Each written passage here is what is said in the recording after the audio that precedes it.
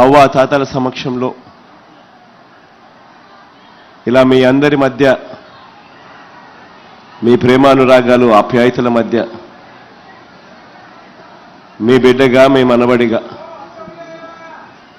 ఈరోజు మీ అందరి సమక్షంలో మీ అందరితో పాటు ఈరోజు మీతో మమేకం కావడం చాలా సంతోషాన్ని ఇస్తా ఉంది. ఈరోజు నేను ప్రతి అవ్వను ప్రతి తాతను అందరితో కూడా కొన్ని విషయాలను ఆలోచన చేయమని చెప్పి మీ అందరితో కూడా కోరుతా ఉన్నాను. ఒకసారి మన ప్రభుత్వం రాకమునుపు, మీ బిడ్డ ప్రభుత్వం రాకమునుపు పెన్షన్ మనకు ఎంత వస్తూ ఉన్నది, ఎంతమందికి వస్తూ ఉన్నది అనేది ఒక్కసారి ఆలోచన చేస్తే ఎన్నికలకు 2 నెలల ముందు వరకు, ఎన్నికలకు 2 నెలల ముందు వరకు అప్పట్లో అవ్వాతాతలకు కానీ వికలాంగులకు కానీ తంతు ఒక చెల్లెమ్మలకు కానీ ఇటువంటి అభాగ్యులకు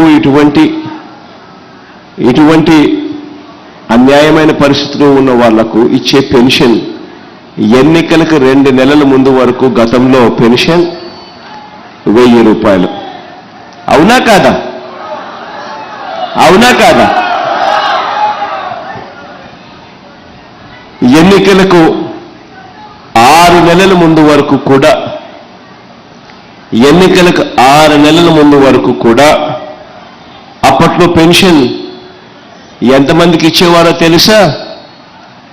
ఎన్నికలకు 6 నెలల ముందు వరకు కూడా పెన్షన్ అప్పట్లో కేవలం 39 లక్షల మందికి మాత్రమే పెన్షన్ ఇచ్చేవారు. కానీ ఈరోజు మీ బిడ్డ ప్రభుత్వంలోకి వచ్చిన తర్వాత మార్పు ఒక్కసారి చూడమని చెప్తా ఉన్నా.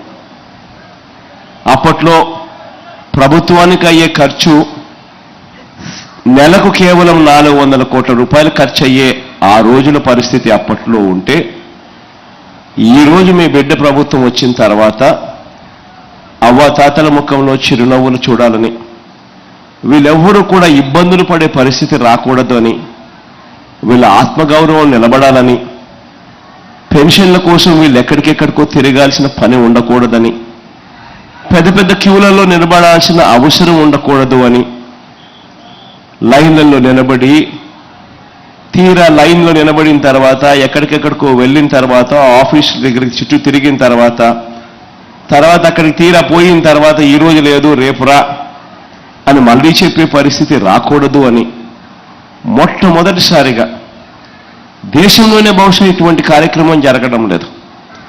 మొట్టమొదటిసారిగా మీ బిడ్డ మీ గురించి ఆలోచన చేశాడు.